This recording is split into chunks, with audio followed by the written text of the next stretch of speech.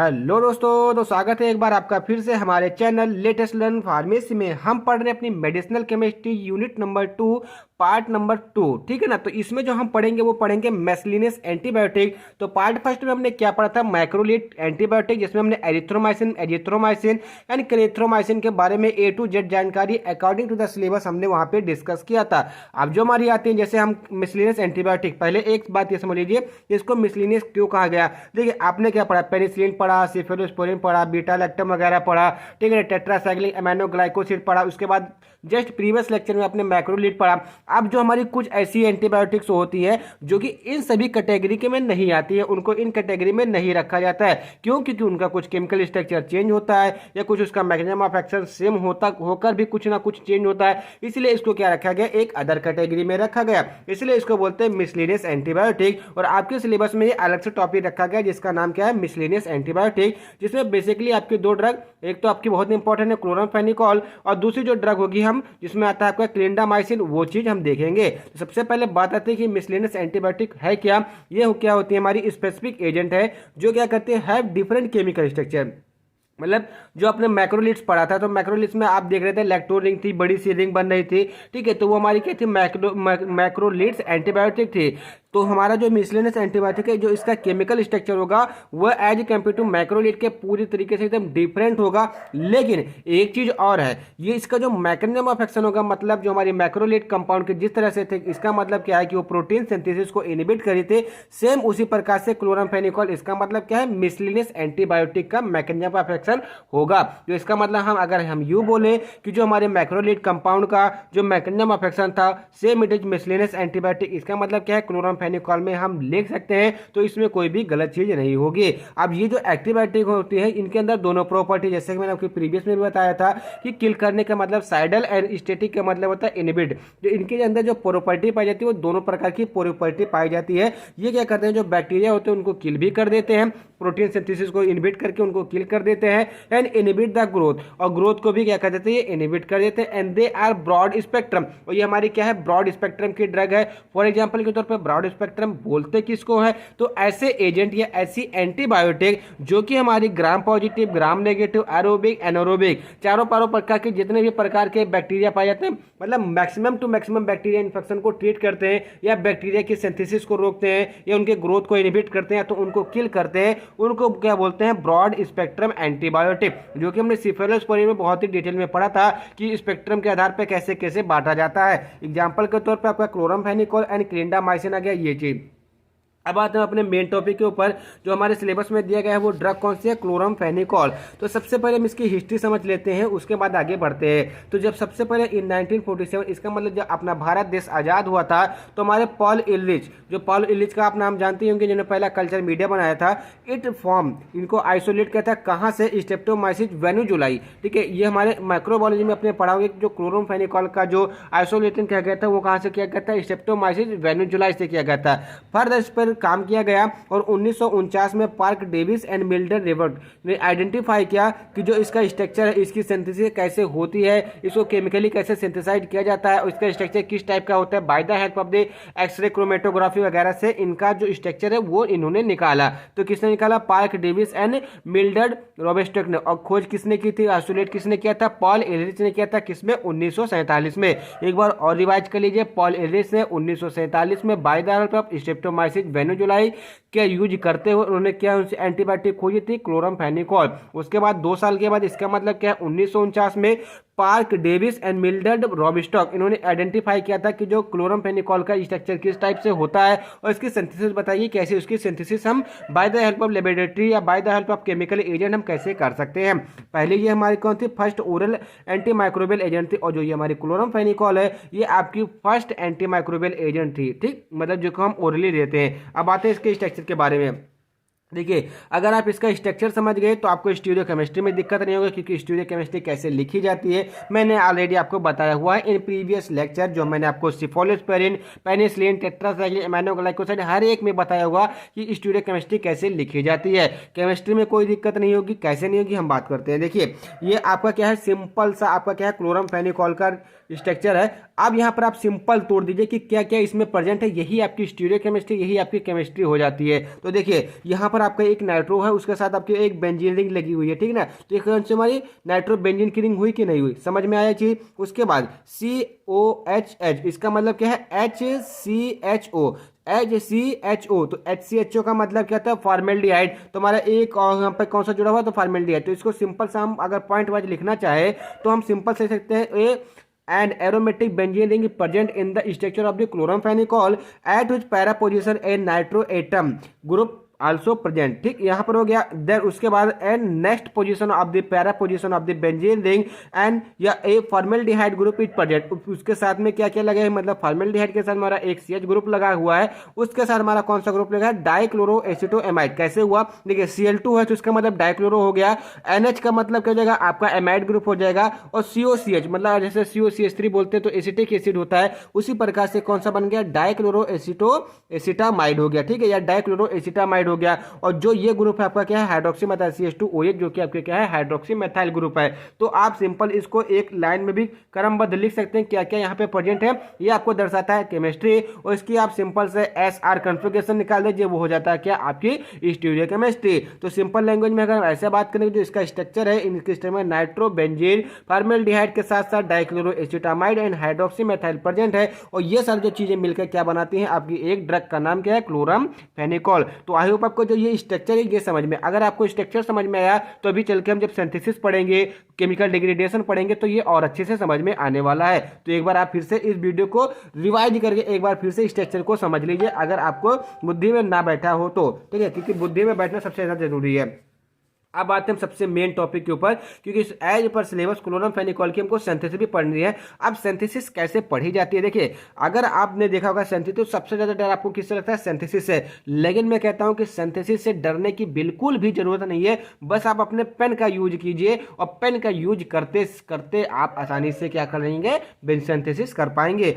अब देखिए primary product हमारा क्या है, पैरा नाइट्रो एसिटोफिनोन। कैसे हुआ, देखिए हमारे पैरा पोजीशन पर नाइट्रो ग्रुप लगा हुआ है, NO2 ग्रुप लगा हुआ, तो हमारा क्या जाएगा, पैरा नाइट्रो। उसके बाद आप यहाँ पे देख सकते हैं कि COCH3, इसका मतलब क्या, एसिटिक एसिड का ग्रुप है, तो ये क्या जाएगा आपका एसिटो, और यहाँ पर आपकी क्या लगी हुई है, एक बेंजीन की मतलब फिनॉल की रिंग लगी हुई है, तो इसका मतलब क्या जाएगा, फिनोन, ठीक है। तो इसका मतलब क्या, पैरा नाइट्रो फिनोल। अब इसका सिंपल आप क्या कहते हैं, ब्रोमिनेशन करवा दीजिए। अब ब्रोमिनेशन आप Br2 ही से तो करवाएंगे, क्लोरीनेशन Cl से करवाते हैं, ठीक है, आयोडोनेशन आयोडीन से करवाते, फ्लोरेशन फ्लोरीन से करवाते, F से करवाते। तो सिंपल आपने क्या किया, ब्रोमीन। देखिए यहाँ पर कलरिंग का देखिए, मैंने इसको नॉर्मल जो मोइटी ली हुई है, किससे ली हुई है, रेड पेन से, और जो मैंने Br2 लिया हुआ मतलब ब्रोमिनेशन करो, उसको ब्लू पेन से लिया हुआ है। तो अब आगे जैसे आप चलेंगे, देखिए ये क्या बनाएगा, आप यहाँ पे सीधा मोइटी देख रहे हैं, यहाँ तक आपने मोइटी देखा COC, और यहाँ पर आपका एक H रिडक्ट हो जाएगा और 2 H। ये आपकी पूरा कौन सी है, पैरा नाइट्रो एसिटोफिनोन की मोइटी है। साथ में आपका क्या लग गया, Br, मैंने यहाँ पर क्या ब्लू पेन से लिखा हुआ Br2, यहाँ से Br, और एक आपका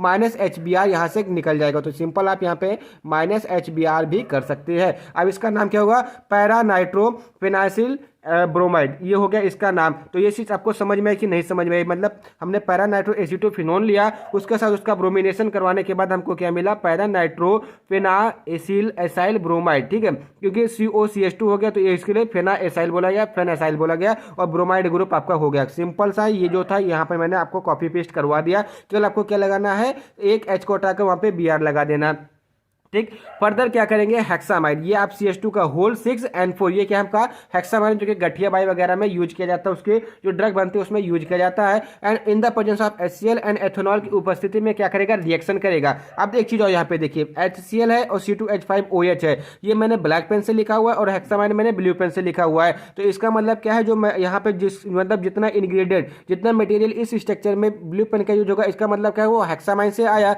और जितने ब्लैक पेन से होगा इसका मतलब क्या है, वो आपका HCl या एथेनॉल से आया। तो सिंपल सी ये मोइटी आपकी कॉमन मोइटी है, जो कि आप एसिटोफिनोन या पैरा नाइट्रो एसिटोफिनोन से आप लिए थे। उसके बाद क्या हुआ, यहाँ से मतलब हेक्सामाइड से हमको क्या मिला, एक NH2 मिला, और यहाँ से HCl हमको सिंपल मिल गया। तो ये क्या बन गया हमारा, alpha amino para nitro acetophenone hydrochloride, क्योंकि HCl लग गया, ठीक है, अल्फा एमाइनो क्योंकि अल्फा कार्बन है, यहाँ पर आपका NH2 एमाइनो ग्रुप लग गया, पैरा नाइट्रो नाइट्रो पोजीशन पे। आप सिंपल सा इसको तो समझ ही चुके होंगे। तो ये हो गई आपकी क्या, alpha amino para nitro acetophenone hydrochloride की सिंथेसिस। अब यहाँ तक ये क्या इंटरमीडिएट। अब फर्दर इसका आप एसाइलेशन कराने में क्या होता है कि एसाइल ग्रुप लगता है। एसाइल ग्रुप का क्या मतलब COCH3 ग्रुप लगता है। तो सिंपल कुछ मत कीजिए, आप CH3CO का होल टेस्ट ऑक्सीजन, इसका मतलब यह आप सिंपल से एसाइलेशन कर दीजिए और कुछ मत कीजिए। जैसे मैंने आपको ब्लैक पेन से यहाँ पे लिखा हुआ है, तो सिंपल सी मॉइटी आपकी यही है। NH भी आपका ये वाला है, तो यहाँ पर भी आपका NH आया। उसके बाद आपने क्या COCH3, मतलब इसका जो COCH3 है सिंपल आपने यहाँ पे लगा दिया। तो ये आपके क्या बन गई,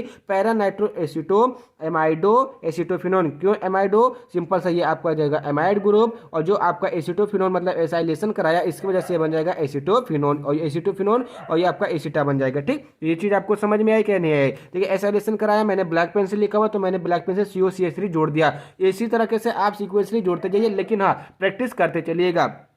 ठीक, अब उसके बाद SH देखो, ये जो पेन अगर आप PDF देखेंगे तो ये जो पेन का यूज मैंने किया है इस पेन से डिफरेंट है, ठीक है ना, ये थोड़ा सा गाढ़ा लाल है। उसके बाद हमने क्या किया, फॉर्मेल्डिहाइड के साथ और सोडियम कार्बोनेट के साथ इसकी क्या करा दी, रिएक्शन करा दी। उसके बाद हमको मिला क्या, हम देखते हैं आगे चल के, ठीक है ना। आप देखिए सिंपल सा क्या है, मैंने जो स्ट्रक्चर मतलब प्रीवियस ड्रॉ किया हुआ था ये वाला, सिंपल सा हमने NH तक, ये यहाँ तक आप NH तक देख सकते हैं, और COCH3 मैंने ऊपर कर दिया। ठीक, तो ये हमारी सिंपल सी ये वाली जो मॉइटी है, पुरानी मॉइटी है, हमने क्या किया, जो SCHO मतलब फॉर्मेल्डिहाइड है वही यहाँ पर आपको हमने ला करके जोड़ दिया, मतलब CH2OH यहाँ पे लाकर जोड़ दिया। तो ये आपके क्या बन गई, हाइड्रोक्सी मेथाइल डेरिवेटिव बन गई। अब इस हाइड्रोक्सी मेथाइल डेरिवेटिव की सिंथेसिस इसकी रिएक्शन किसके साथ करेंगे, एल्यूमिनियम आइसोपेरोक्साइड, जो कि क्या है मीरविन पॉन्ड्राफ रिडक्शन रिएक्शन है। ये चीज अगर आपको याद करनी है तो आपके जीपेट के लिए प्लस पॉइंट हो सकती है यहाँ पे।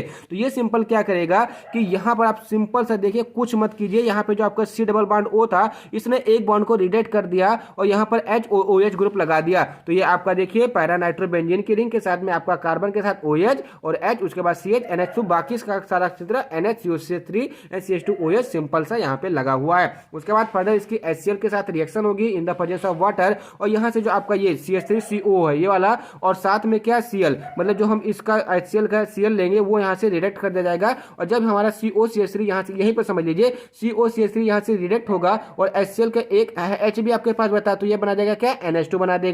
तो सिंपल सा आप यहाँ पे देख सकते हैं, कुछ नहीं है, ये जो आपका स्ट्रक्चर यहाँ पे देख रहे हैं, यहाँ पे COCH3 हटा दिया गया है, उसके जगह पर एक हाइड्रोजन लगा दिया गया है, जो कहां से आया, का HCl से आया, वाटर मॉलिक्यूल से आया। तो ये आपका बन गया क्या, आपकी डेरिवेटिव नई मॉइटी बन गई। अब उसके बाद क्या करेंगे, हम इसका रिजोल्यूशन कराएंगे। रिजोल्यूशन आप सिंपल से समझ सकते हैं कि जिसमें आप सेपरेशन करते हैं, आपने पढ़ा होगा ऑर्गेनिक केमिस्ट्री थर्ड में रिजोल्यूशन, ठीक है। तो वहां पर आपका मैकेनिकल बायोकेमिकल मेथड था, तो इसका रिजोल्यूशन करते हैं किससे, डिकैम्फन सल्फोनिक एसिड से और डाइक्लोरोमेथाइल एसीटेट से इसका क्या करते हैं, हम रिएक्शन करवाते हैं। उसके बाद आपको सिंपली क्लोरमफेनिकॉल मिल जाता है। आप सिंपल सा देख सकते हैं कि पैरा नाइट्रोबेंजीन रिंग के साथ आपकी क्या लगी हुई है, यहाँ पर फॉर्मेल्डिहाइड लगा हुआ है और डाइक्लोरो एसीटोफिनॉल लगा हुआ है क्लोराइड के साथ, और यहाँ पे CH2 मतलब मेथॉक्सी अल्कोहल यहाँ पे लगा हुआ है। तो ये आपके क्या हो जाएगी, क्लोरमफेनिकॉल की सिंथेसिस हो जाएगी। देखिए मेरे बताने से ज़्यादा अच्छा अगर आप प्रैक्टिस करेंगे तब आपको ज़्यादा समझ में आएगा। मैंने तो आपको बताया कहाँ से क्या ऐड करना है, कहाँ से क्या नहीं ऐड करना है, लेकिन आपको ये बनाना कब आएगा, आपको ड्रॉ करना कब आएगा, पूरी सिंथेसिस लिखनी कब आएगी, जब इसी चीज़ को आप लगातार 2 3 4 5 बार कम से कम इसको ट्राई करेंगे, तब ये सिंथेसिस आपको क्लियर होगी। है बहुत ईजी, बस आपको स्ट्रक्चर का ध्यान रखते हुए आगे बढ़ते चलना है, और कहाँ कौन सी रिएक्शन, इसका अगर आप याद रखेंगे तो आपके जीपेट के लिए, RRB के लिए, जो भी स्टेट लेवल की फार्मासिस्ट एग्जाम या डिस्ट्रिक्ट लेवल फार्मासिस्ट एग्जाम होती है, वो काफ़ी अच्छे से आप निकाल सकते हैं। ठीक है, तो ये हो गई। अब देखिए हमारे सिलेबस में एक टॉपिक और दिया गया है, केमिकल डिग्रेडेशन, वो भी हम यहीं पर समझ लेते हैं। मैंने आपको शुरुआत में बताया था कि किसी भी स्ट्रक्चर को 2 टुकड़े में तोड़ दो तो वो उसका डिग्रेडेशन हो जाता है। सिंपली हम यहाँ पे वही करने वाले हैं। तो इसका डिग्रेडेशन होता है हाइड्रोलिसिस।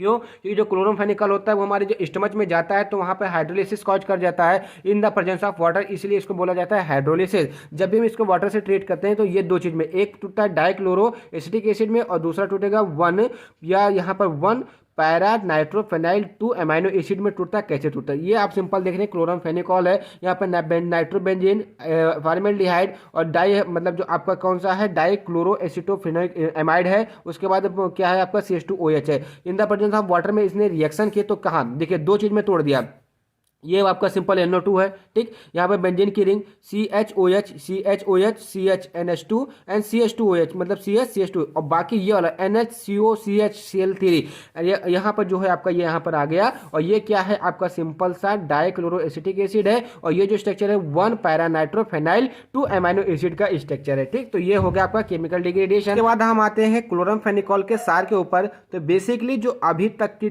डाटा है इसमें कोई भी प्रकार का मॉडिफिकेशन नहीं किया गया क्लोरमफेनिकॉल के स्ट्रक्चर में। इसका मतलब क्या है कि chloramphenicol only one antibiotic which has not gone through the any structural modification till date, मतलब आज तक इसके स्ट्रक्चर में किसी भी प्रकार का कोई भी मॉडिफिकेशन नहीं किया गया है। अगर आप इसके स्ट्रक्चर में मॉडिफिकेशन करते हैं तो क्या क्या हो सकता है इसके बारे में बात करते हैं।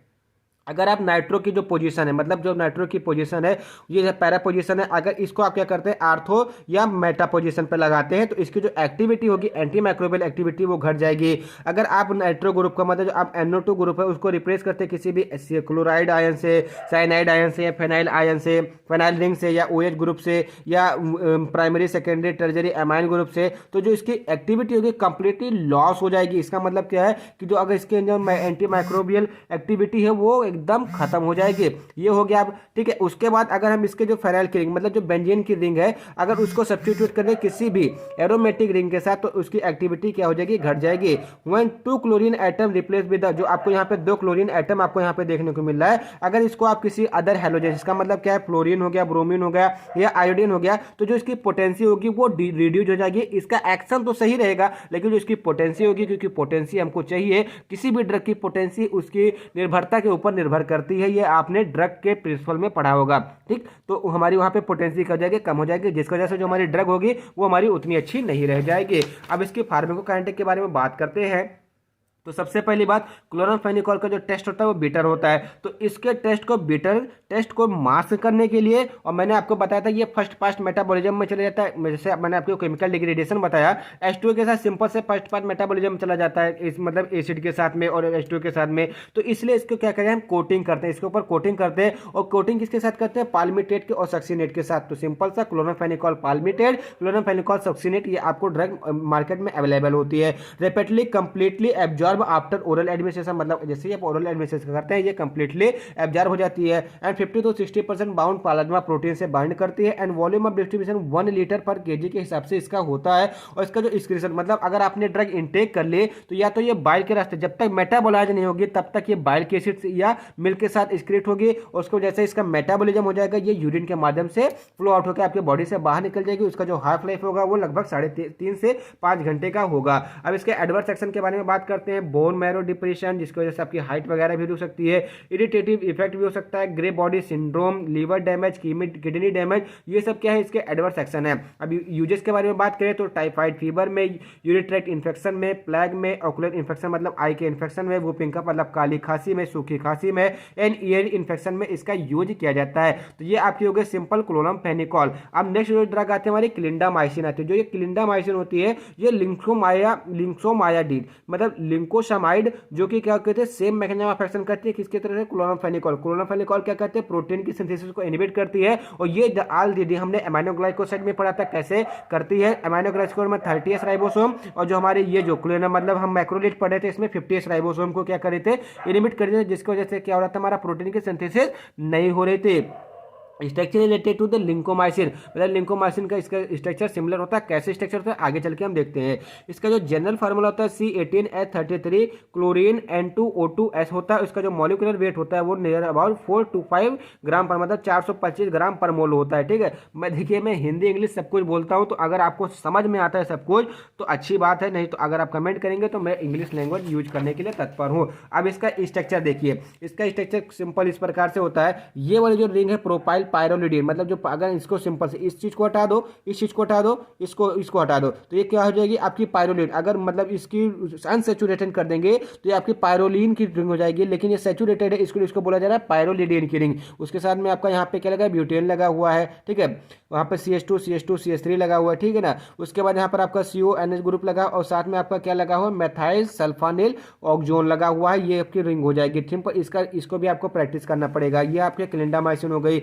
Active against gram positive bacteria और साथ ही ग्राम नेगेटिव बैक्टीरिया के प्रति भी एक्टिव होते हैं, लाइक है स्टेप्टोकोकाई, स्टेफाइलोकोकस, न्यूमोनोकाई हो गया एंड मेनी मोर। उसके बाद ग्राम नेगेटिव में जैसे आपका हो जाएगा स्यूडोमोनास वगैरह हो जाएगा, इसके प्रति ज़्यादा इफेक्टिव होते हैं। देखिए ये जो ड्रग होती है आपका जो वुल्वा होता है, वुल्वा सिंपल सा कौवा जिसको बोलते हैं देहाती लैंग्वेज में कौवा, जो आप देखते हैं मुंह खोलेंगे अंदर देखेंगे एक निकला होगा ना, उसको बोलते हैं क्या, कौवा, जिसको बोलते हैं यूविला। ठीक है, यूविला। तो यूविलाइटिस का मतलब जब वो बढ़ जाता है तो उसके ट्रीटमेंट में इस मतलब क्लिंडामाइसिन का हम यूज करते हैं कि उसका जो स्वेलिंग है वो वहाँ पे ठीक हो जाए, कोई भी बैक्टीरिया इन्फेक्शन है तो ठीक हो जाए। स्वेलिंग के लिए तो सेरिटोपेप्टिडोज हम सिंपल सा लेते हैं, लेकिन उसके साथ में जो एंटीबायोटिक वो क्लिंडोमाइसिन लिया जाता है। अब इसके फार्माकोकाइनेटिक के बारे में बात करें तो एडमिनिस्ट्रेशन इसका ओरल रूट से होता है। ये क्या कर सकता है, प्लेसेंटल बैरियर को क्रॉस करता है लेकिन ब्लड ब्रेन बैरियर को क्रॉस नहीं कर सकता है। एक्सक्रीटेड कहां पर होता है, बाइल एंड फेकल मटेरियल में। इसकी हाफ लाइफ भी काफी ज्यादा होती है। इसकी जो एडीआर है, nausea, vomiting, abdominal pain and diarrhoea, इसका क्या है, एडीआर है। अब इसका थेराप्यूटिक यूज क्या है, treatment of anaerobic and mixed infection like abdominal, pelvic and lung. मतलब देखिए एनारोबिक बैक्टीरिया क्या आपके पेट में मतलब क्या करेंगे, ग्रो करेंगे। अब उनकी वजह से जो भी आपको एब्डोमिनल होगा, पेल्विक या लंग में जो भी बैक्टीरिया इन्फेक्शन होगा उनको ट्रीट करने के लिए इसका यूज किया जाता है। And treatment of the joint bone infection, मतलब जॉइंट बोन इन्फेक्शन जो होता है जैसे माइस्थीनिया ग्रेविस ले ले तो वहाँ पर भी इसका यूज किया जाता है। एंड यूज फॉर इन्फेंटेड एक्ने वुल्जारियस, और एक्ने वुल्जारियस जो होता है उसमें भी इसका यूज किया जाता है। तो आई होप आपको ये वीडियो समझ में आएगा। वीडियो समझ में आए तो वीडियो को लाइक कीजिएगा, चैनल को सब्सक्राइब कीजिएगा एंड कमेंट करके हमको जरूर बताइएगा कि आपको वीडियो कैसा लगा। Thank you for watching the video from the latest Learn Pharmacy.